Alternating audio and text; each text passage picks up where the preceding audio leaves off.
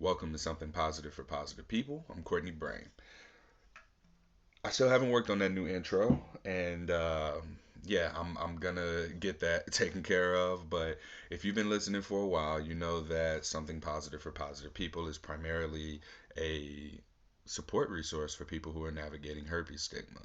This episode specifically, this is part of a series I'm doing where I'm interviewing various healthcare professionals in the field, getting an understanding of stigma from their perspective, and what it looks like from their end, to discover how I can support patients with being better to providers and how providers can be optimally utilized by patients. So, this is at this point the fifth or sixth recording. I've got a notebook right here because I'm taking notes during these conversations. I interviewed a sex therapist, an ER nurse. I've interviewed a pelvic floor therapist, and what's the other one? A remote triage nurse, and yeah, I got interviews with healthcare providers, and I'm learning quite a bit from these experiences. One of which is that I think is the most relevant is I often hear from people who are diagnosed who are like, yeah, I was in such pain and I went to the ER and they told me it was herpes. Don't worry about it. It's not a big deal. And I was just bawling my eyes out when I got home. So, in speaking with one of the healthcare providers, one of the things that she said was, from a perspective standpoint, someone who's in a particular zip code at that hospital may consistently see gunshot victims. Not all gunshot victims make it, and not all of them are able to be treated. Not all of them are the best of people, right? So you're coming in for something subjectively as minor as a bump on your genitals, and there are people who have seen literally people die that day. So for them saying it's not that bad, that's what they mean by it's not that bad. It's not downplaying your experience. It's I see gunshot victims on a day-to-day basis. I'm actually happy that this is something as simple as herpes. And people don't really understand it from the patient perspective. So these are kinds of insights that I'm getting as I speak to healthcare professionals. So I'm hoping to be able to get more of that here and to be able to share that. We've got Gena here from Planned Parenthood, Vermont, and she is a nurse practitioner. I am going to have you go ahead and just introduce yourself to whatever extent you would like to, starting with also telling me like what's a nurse practitioner?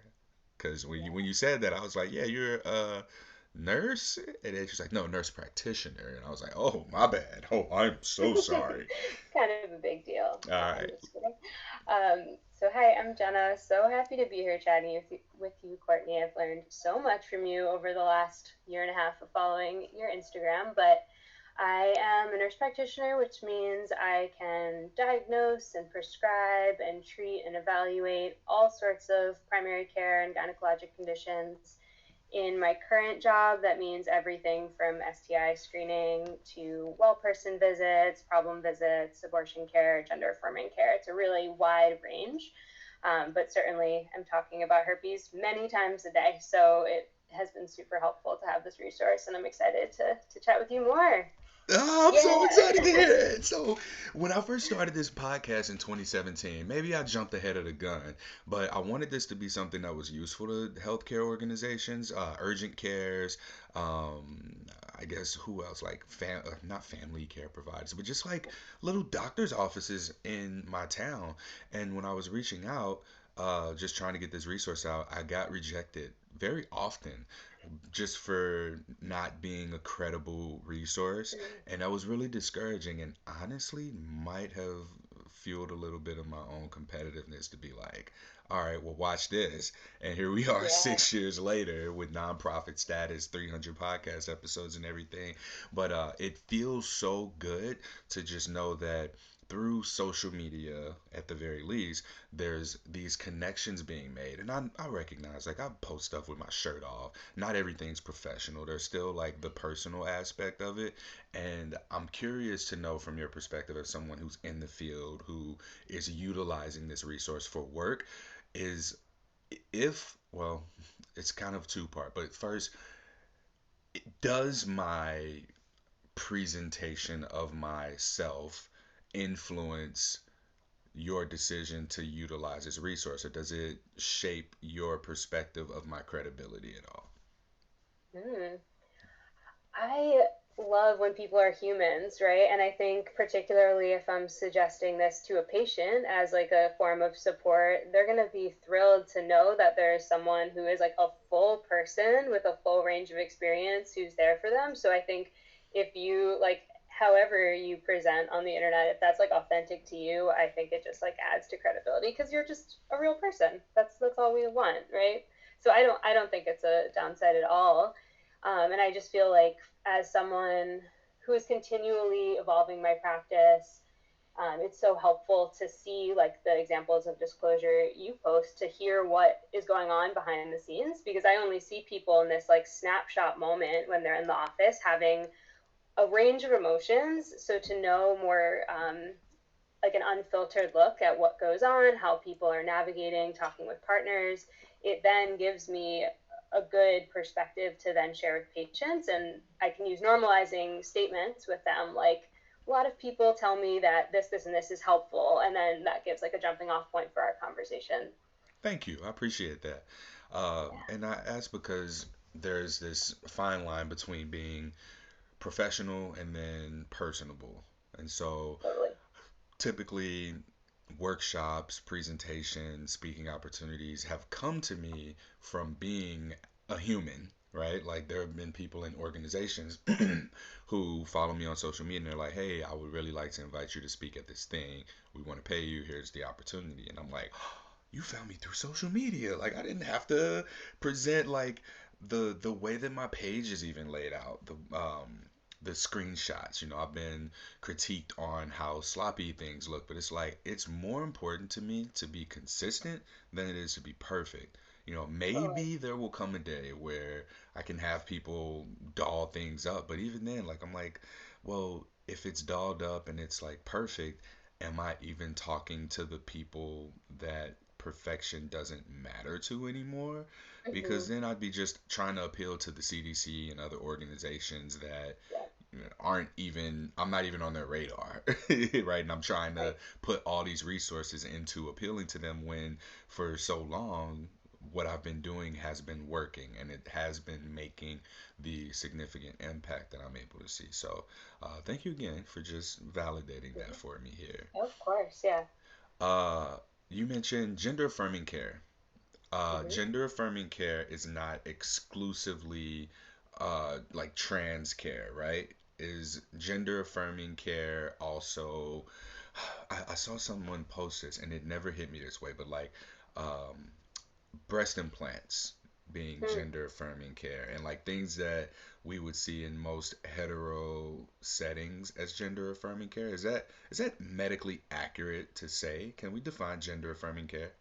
Yeah, I feel like gender affirming care is a huge blanket, like umbrella to include everything from hormone therapy to like non-medical interventions. So sometimes people just want information about how to present in a way that's affirming to them. That doesn't involve taking testosterone or estradiol.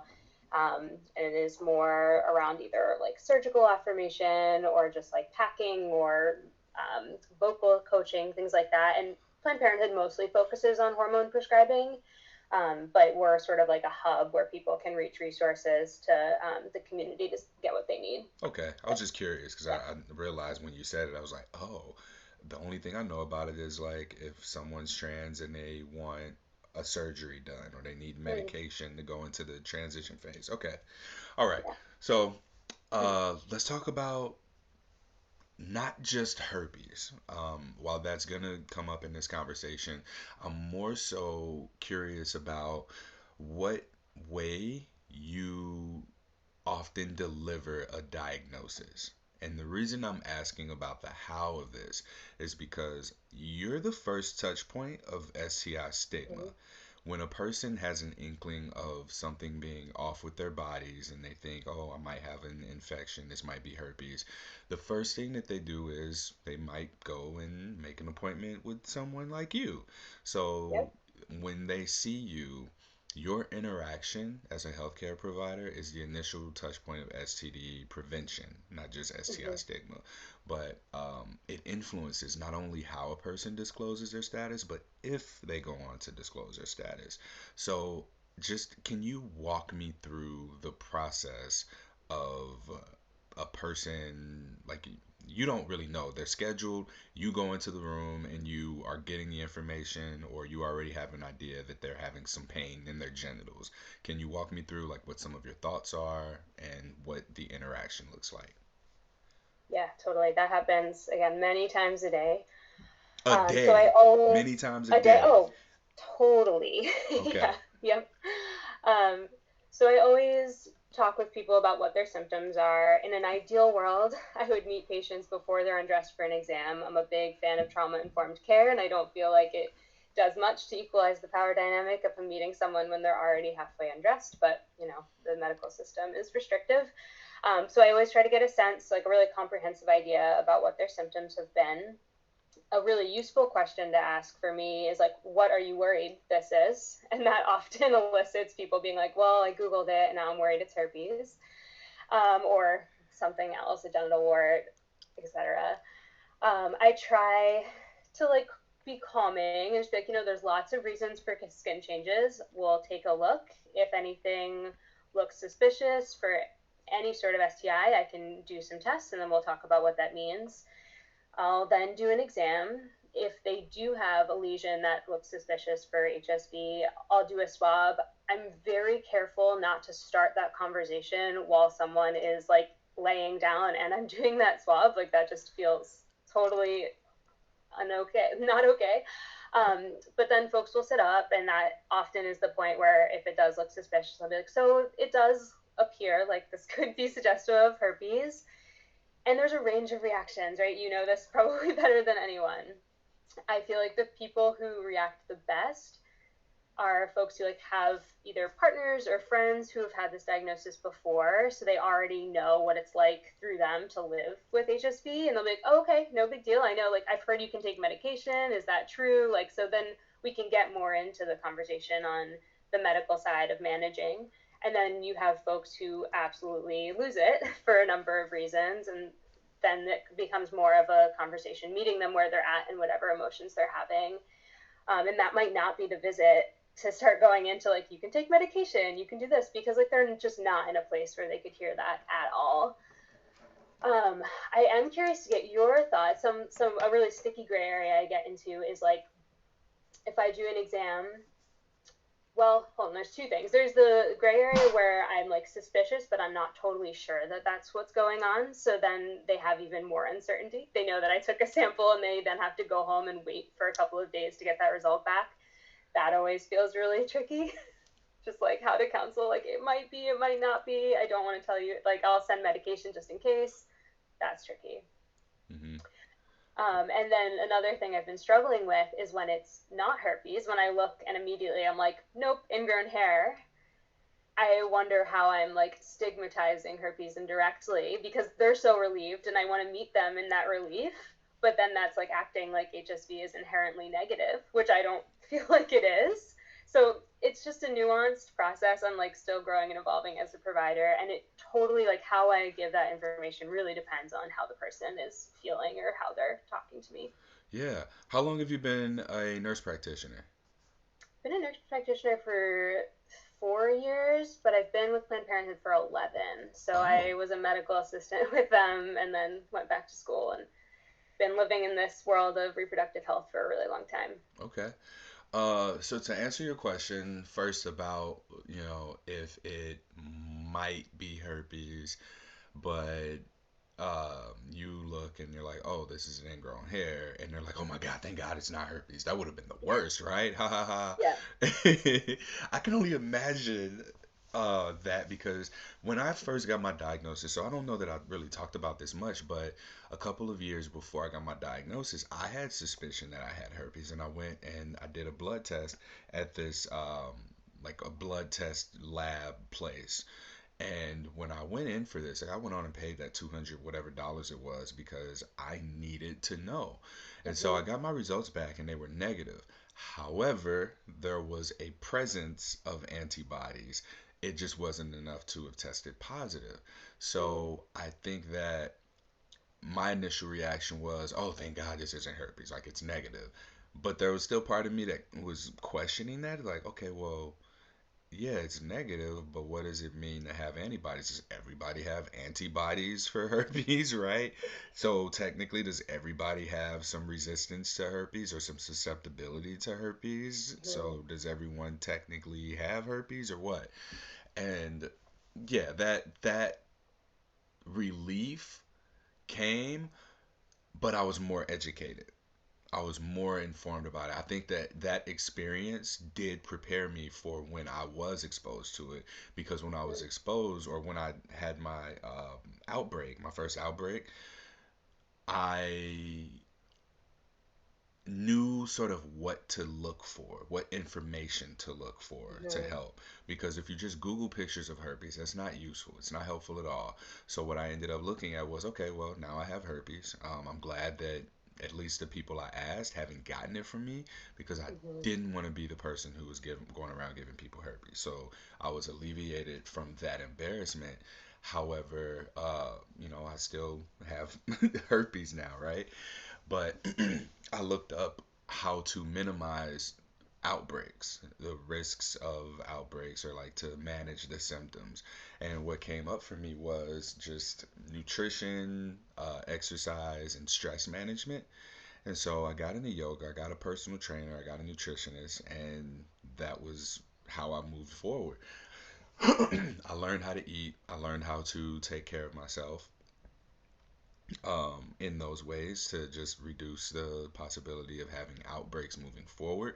I did need to know that the medication was going to bring my genitals back to normal because they were not normal. And I thought that that was Mhm. how it was going to look forever. And I was like, I'm not going to ever be able to have sex with this like little mini nuclear explosion on the side of my genitals. And when it went away and it looked like nothing happened, I was just like, oh.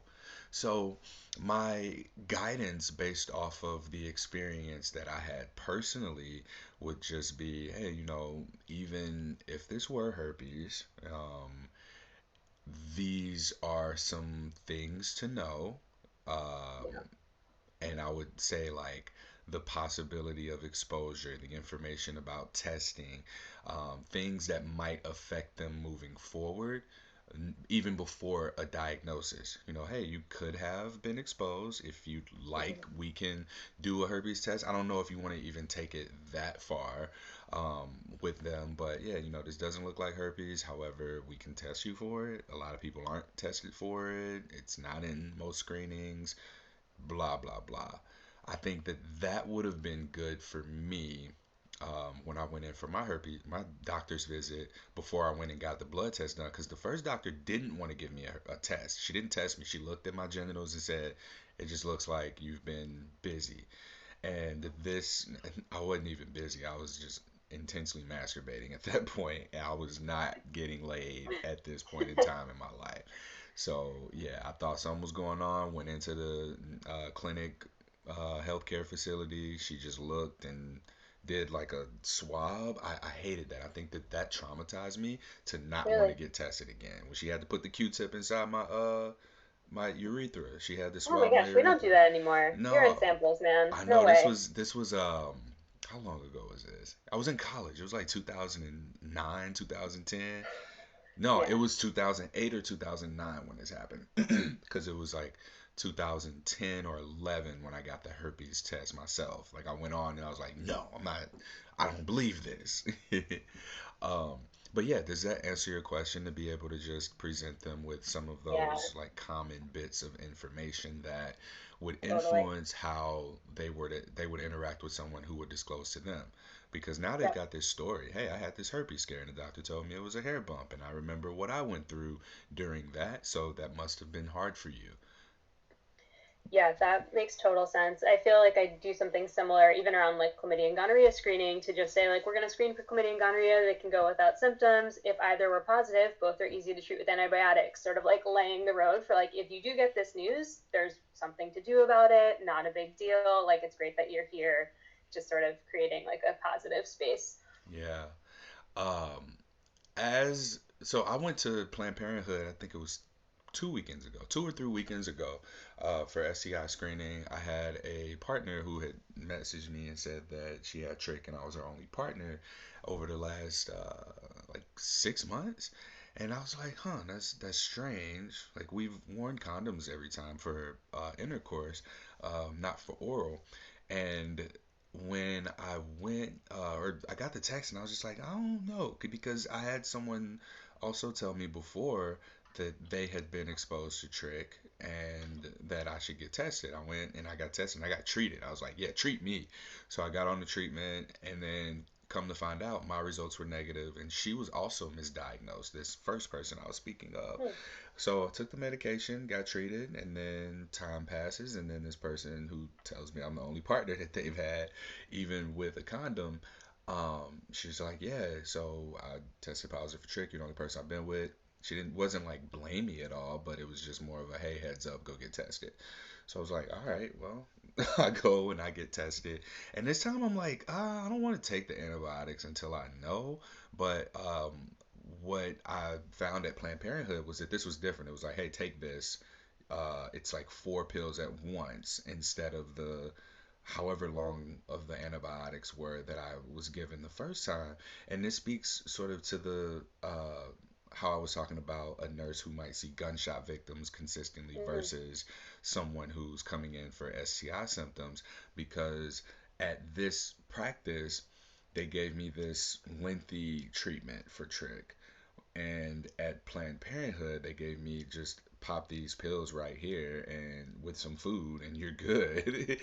Yeah. And I really think that that place of like where you go to get tested and treated influences the experience as well. Because this was like I don't it was an urgent care, and for where they are, I would have thought that they've seen a lot of STI related cases in that area, but it didn't really seem to be like a place where they were comfortable talking about sex either.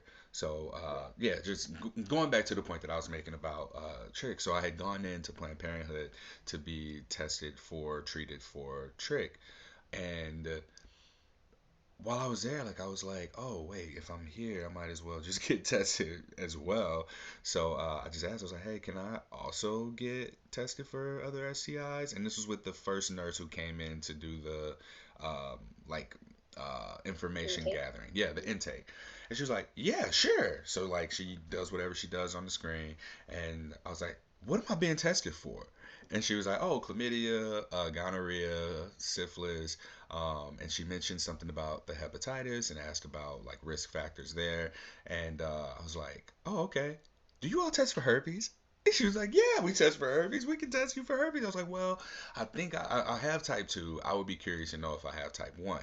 And so she's like, sure. And it was no big deal. The nurse Yep. who, I guess this would have been the nurse practitioner who came in Probably. Yep. and talked to me, not just about trick, but also I had a bunch of herpes questions, and she didn't know who I was. So I was just like, tell me more. Yeah, let me have this. And she was just real cool about speaking to herpes. She gave me a resource that I actually have to look more into, because she was like, yeah, this is like the most recent thing. This is something that I share with patients.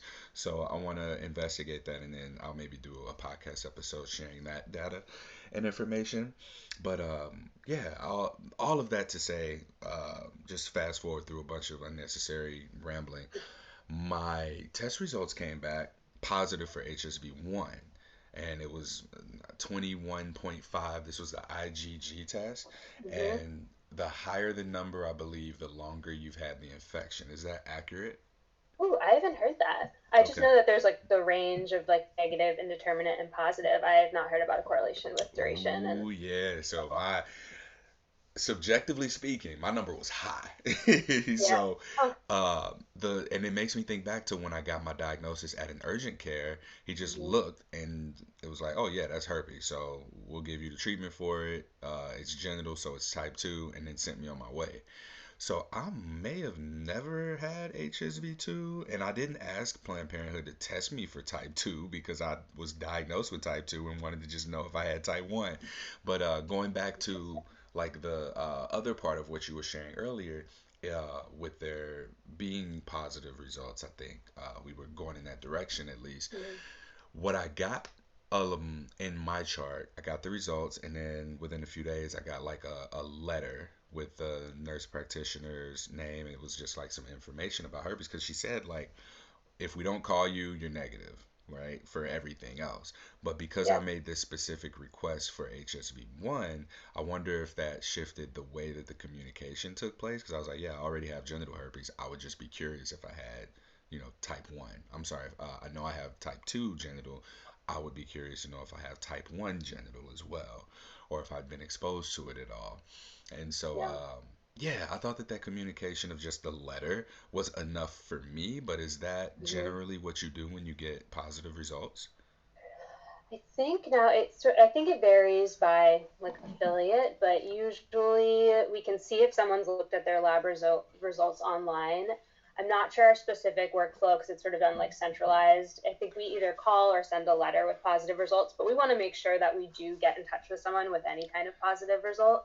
And I think HSV is tough, and you're sort of like hinting at that because your diagnosis can be anything from an emergency room doctor being like, yeah, you have this, goodbye, to like a full on conversation at Planned Parenthood and everything in between. And I think your points are on like it really does matter how you get that initial information. I've seen people who have I've sort of started the habit recently of like if someone has HSV in their like diagnosis list, I'll bring it up sort of proactively with them if they're there for like STI conversation to just be like, how's that going? Like, are you taking medication? Do you want to be? Do you have any questions? And so many folks are like, oh, I've actually like not really talked about this since I was diagnosed. It was super traumatic. It was in this context of like a terrible relationship. It can be this like real hub for so much unresolved stuff, like self-image stuff and relationship stuff. And I think if we're not like brave about asking people, we might never get into that with them. And like so many people just live their lives sort of in fear of their outbreak, like the next outbreak, because they weren't given good education at the time of diagnosis. Hmm. Just feels like we can do so much better as providers. Yeah. What do you need from patients? I think just like I'm someone who really tries to share power and like reduce the power dynamic wherever I can. So I try to be very open to folks who want HSV screening. Um, or what I need from patients, I guess, is like they can advocate however they want. I think it's great when people are specific, when they have specific questions. When it comes to HSV screening specifically, I always start by saying, like, I'm happy to do that test for you. Here are just some limitations that you should be aware of. And then I kind of go through the like, we don't know when and if you'll ever have an outbreak. We don't know when you're exposed. There's a risk of false positive. Like, how does all of that land for you? And I've had folks just say like, oh, actually, never mind, I don't really need that. Or people who are like, okay, yeah, got it, still want that. But it's up to patients, and I want people to be able to feel comfortable to ask for what they need, and to also just be able to receive that information and like check in with themselves to see if it is something that would cause them more distress than not. But I ultimately like trust people to make the decision that they need. And I will also say that it does vary by provider. So I know that that advice is not like one size fits all because I've worked with clinicians who are like, absolutely not, I won't do an HSV serum unless like we really get into it with a patient who like will not say like accept no for an answer, which I think is not ideal care Hmm. personally. Yeah. You kind of were getting into this stigma component when you mentioned someone coming in for what they think might be herpes, and then you see that it's ingrown hair, and now that person's like, oh, thank God it's not herpes. And you wanted to know kind of how to deal with that. Can I ask, Yeah. what are some other ways that you see stigma, I guess, among other providers, among peers? And what ways do you see it from patients as well? Yeah. For providers, I feel like I don't know if this is straight stigma, but because there's so much potential for herpes to open up a lot of emotions and feelings, and providers don't necessarily feel like they have either the language, the tools, the time, they I think tend to stray away from going there if they don't have to, or like I've just like seen people I don't know, I'm like hesitant to say, but like roll their eyes when they're like, this patient's really concerned about herpes, and they're just like, oh, okay, here we go again. I'm gonna have to like go in and go through this whole thing, and because like medically, it's not a dangerous condition per se, like you were speaking about the ER provider, um, it's tempting to just brush it off and be like, oh, it's a manageable skin condition without really giving space to the fact that it is hugely distressing or significant for some people. And then from patients, I hear the language around like dirty and clean all the time, which is hard. A lot of like, if they are positive, immediately being worried about who gave it to who, like blaming their partner for having other partners, maybe like some self blame and like slut shaming language, which really sucks to hear and like breaks my heart. There's just so much work we have to undo, like all of the purity culture stuff. Um, I noticed with like older patients too, like I've taken care of a number of like people in their 40s or 50s who are like navigating dating for the first time, and they like maybe either have a symptom or think they were exposed, and they're carrying so much shame because they were raised in an even less sex positive culture than we were. So it really just like runs the gamut, but it shows up all the time. Mhm. And I imagine that with Planned Parenthood that you see mostly women, but recently I learned that you also treat men. Uh, Yeah, totally. have you seen men, and in what ways has this experience, whether it be a diagnosis or just getting tested and treated for anything else, like how do you see any sort of reactions from men? What does that interaction look like, and how does it differ from women? I mean, people are people, right? Like there are some gendered reactions, but I think men very generalized, like there is a lot of worry about partners being non-monogamous, like they're very I feel like sometimes there's a real hesitancy to understand like they very well could have given it to their partner in the same way, like people are really desperate to point a finger sometimes. um, I also think that I see a lot more fear from people who identify as men around disclosing or sharing a diagnosis. They'll like have carried all of this stress and anxiety without looping in their partner. I saw someone the other day who was so incredibly stressed out about just like other urethral symptoms, not even a skin change, that he's like I was twitching when he was talking to me. He was like so physically like shaken because he had not talked to anyone for 2 weeks while he was just panicking about his symptoms. And I was like, have you talked to your partner of many years? This was not like a new partner, just to explain what's been going on with your body. And he immediately was like so worried that she would think he was cheating, or maybe she would like. It really is hard for I think men to just take a step back and like be vulnerable with their partners and like let go of some of that like stoicism around their health. Yeah. Stoicism around their health, because I think that's very accurate. Um, there's not very much experience with dealing with, oh, hello, that was my Oh, that was our alarm. reminder alarms going off at the same Yeah. time. Well, at least we know we were on it. Yeah. So yeah, we started this podcast 30-ish minute. Whoa, hold on, because I'm gonna have another alarm that goes off. Let me hurry up and stop that before that interrupts. Yep. Eight Hilarious. fifteen, 8:20. Perfect. All right. Yeah, we get these podcasts in whenever we can. It's Sunday morning, 8:15 Pacific time, and we started this thing about 30 something minutes ago.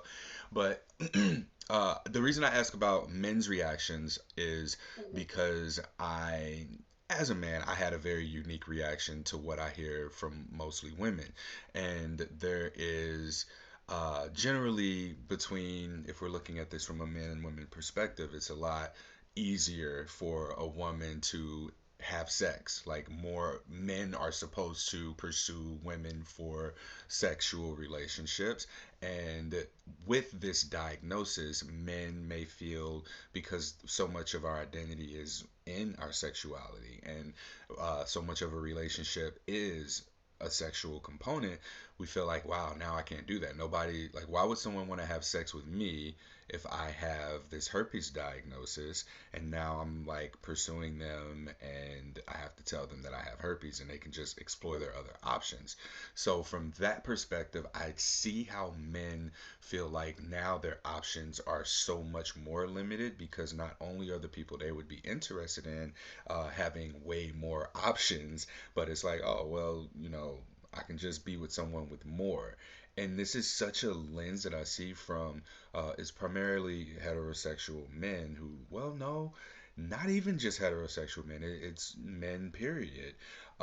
Whereas with women, like you said, I think what you wrote here was like people seem to want to point fingers, or there's this like clean, dirty, purity culture, and the disconnects here between, oh my God, nobody's gonna want me anymore from the women's side, and then on the men's side being like, oh my God, like I'm nobody's gonna want me anymore.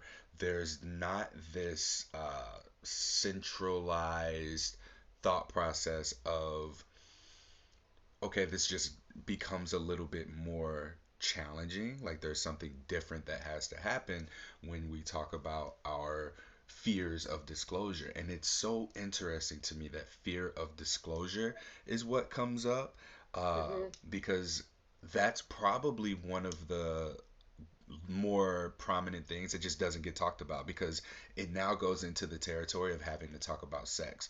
It was in Yeah. it was at a Planned Parenthood. I was sitting in the office and I was looking at these statistics. There were two flyers. One said 72% of patients don't initiate conversations about sex with their provider, and 68% of providers don't initiate conversations with their patients about sex.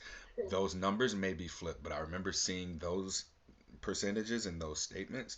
And so if nobody wants to talk about sex with the people that we should be talking about our sexual health with, that number has to be significantly different between a partner initiating conversations about sex with their other partner and then Mm-hmm. the other way around, right? So it almost looks like, okay, well, the person who's positive is now more responsible for initiating this conversation because Yeah.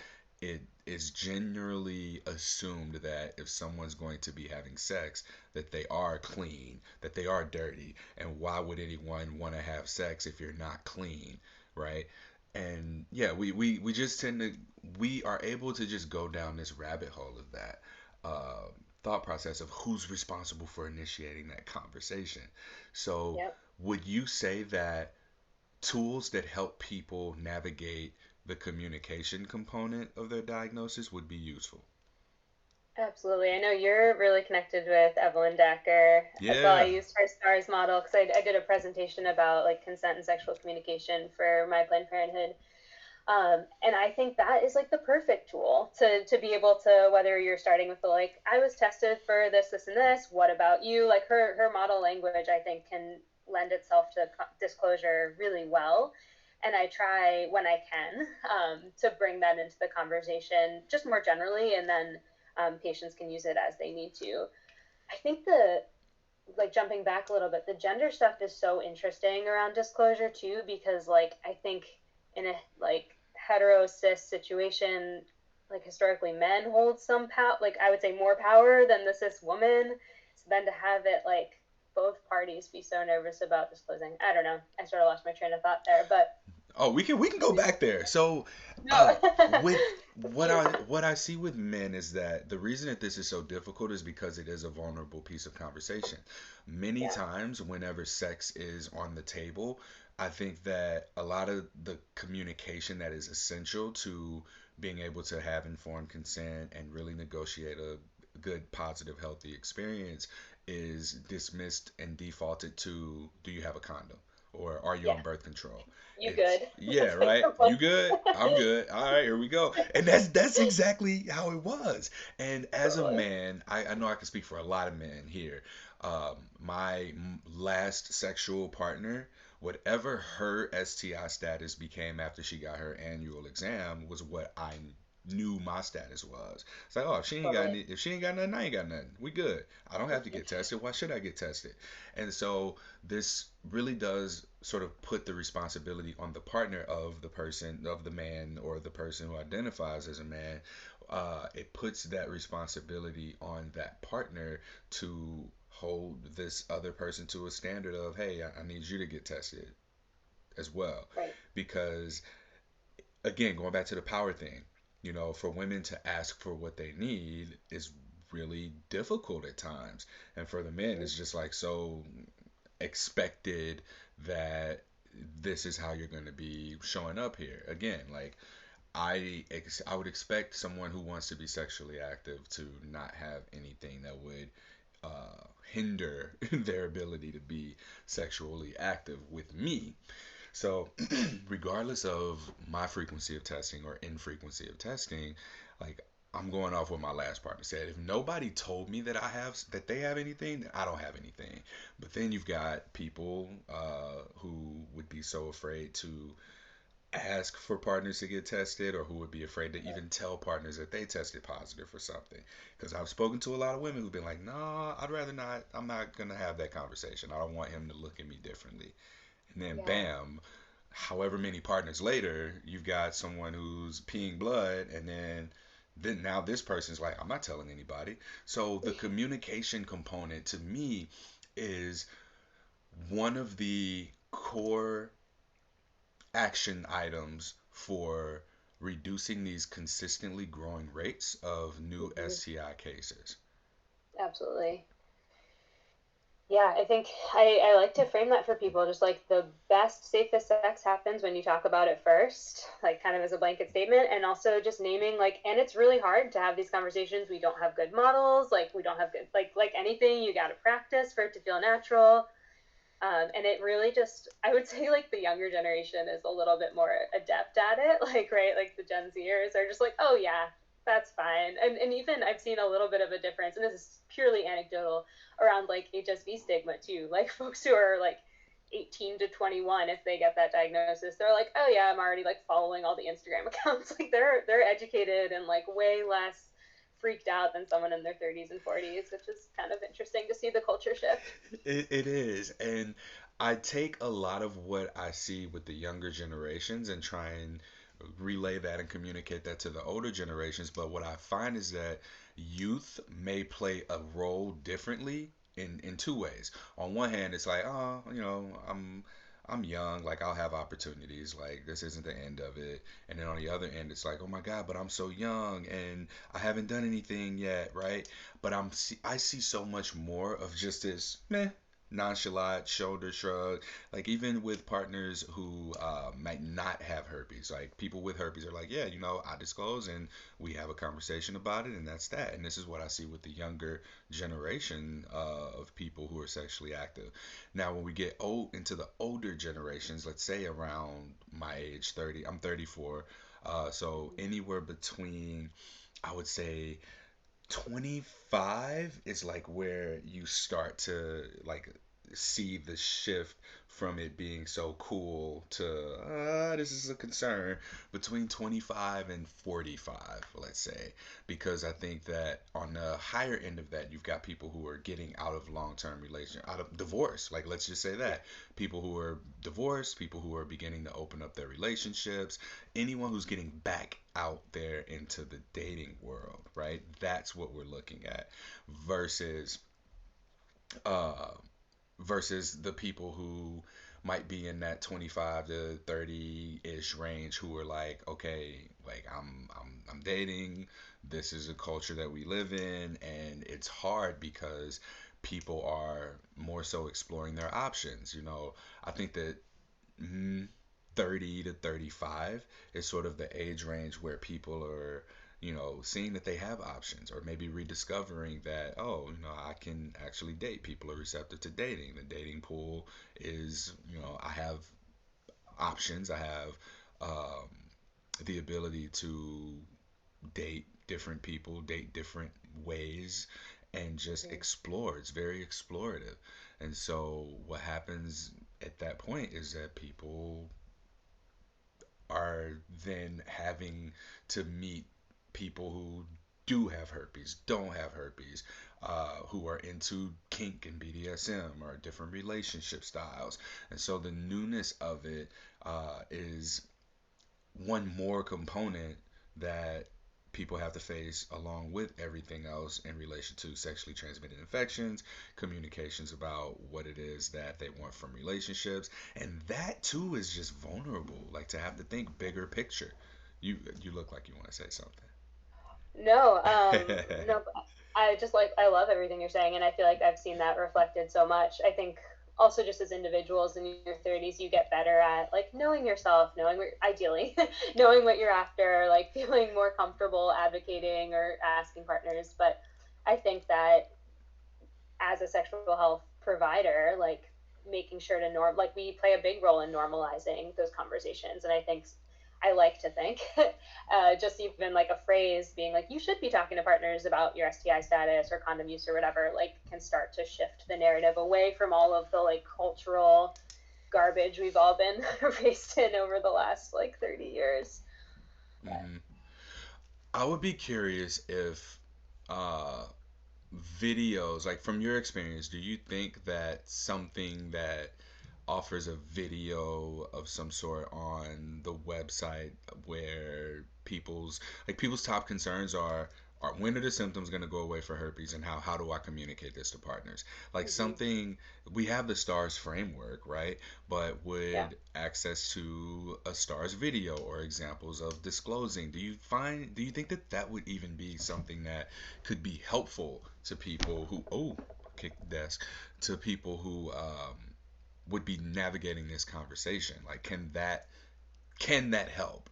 Because I see a lot of words in places, and yeah, you can read and conceptualize and idealize, but to see it in action, I think is what the Something Positive for Positive People podcast does, allowing for Mm-hmm. people to actually hear voices and hear experiences that people have had or are having, where, a video might be something that they go, oh, I can pull this from that. I like this. Let me integrate that into my safer sex talk practice. Yep.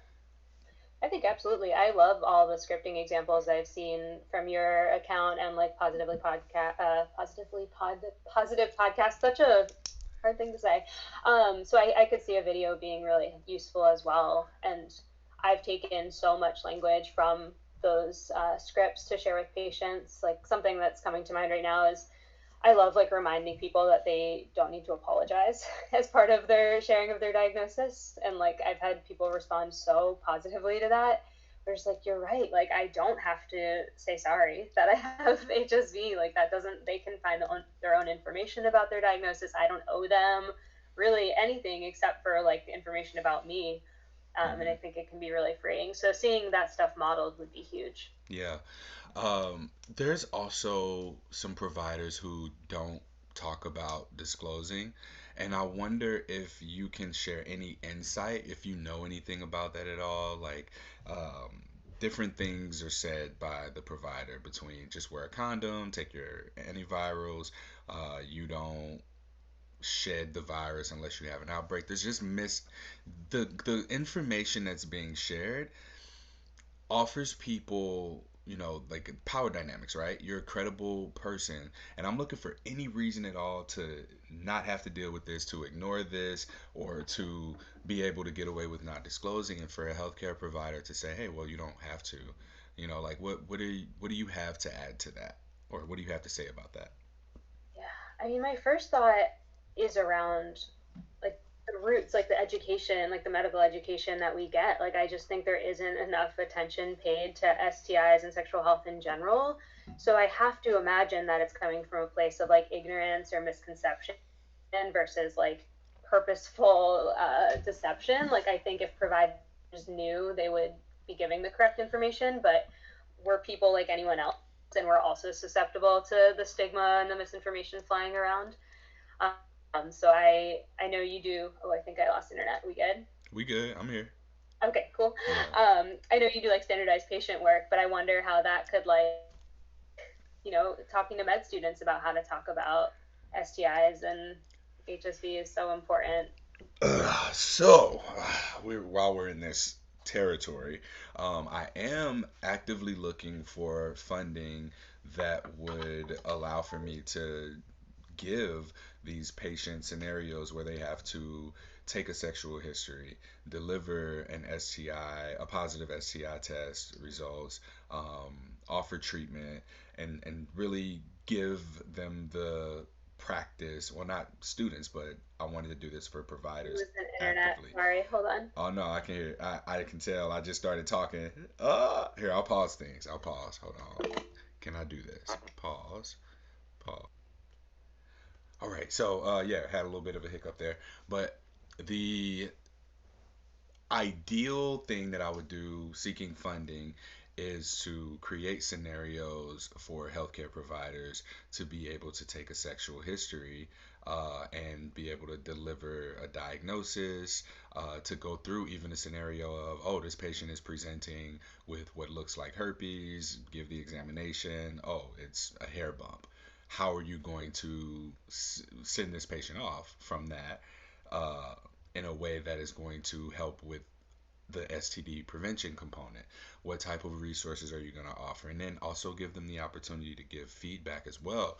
Now, I wonder if this would be more useful to medical students versus providers, because working as a standardized patient, what I see is oftentimes like scenarios where there's things like high blood pressure, things like headaches, cough, right?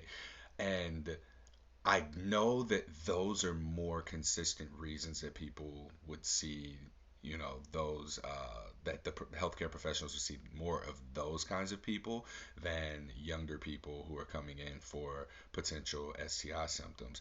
But I do believe that there's something to be said for having the practice of being able to take that sexual history and to be able to deliver a diagnosis in a way that is actively anti-stigmatizing, that is identity validating and affirming, that is also, supportive to other people's lifestyles or people's alternative lifestyles. So yeah, I'm looking for that. I'm putting that out there to the world. So if somebody wants to give me money, like I already have a lot of what I need in order to make that happen. It's just a matter of the time. Like honestly, I can do it myself. It's just a matter of being able to monetarily support this project. Yeah. I also see, or I wonder what the breakdown is of people getting their initial diagnoses from places like urgent care or the emergency room. And I also would say that, like, the fact that people go to those places for a bump on their genitals speaks to the stigma so loudly that someone is, like, so freaked out about their genital symptoms that they're going to go to the emergency room, which is it's totally not an emergency, not a medical emergency at least. But all this to say, I think like targeted outreach of like those providers as well as people working in sexual and reproductive health clinics who I think should know most of the information, but because you're right, like a lot of medical students will go on to be in the hospital system or primary care, and that's not necessarily where people are having these conversations. Nah, not at all.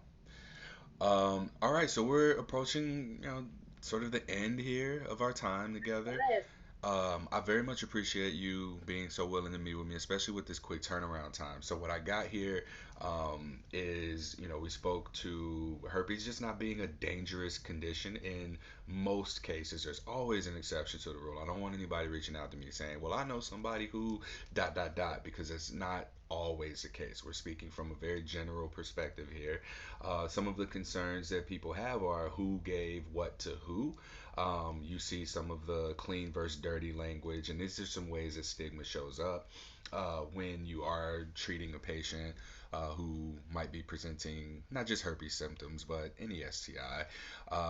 People actively want to point fingers. Who gave this to who? When could I have gotten it? And then there's this fear of disclosure with the diagnosis.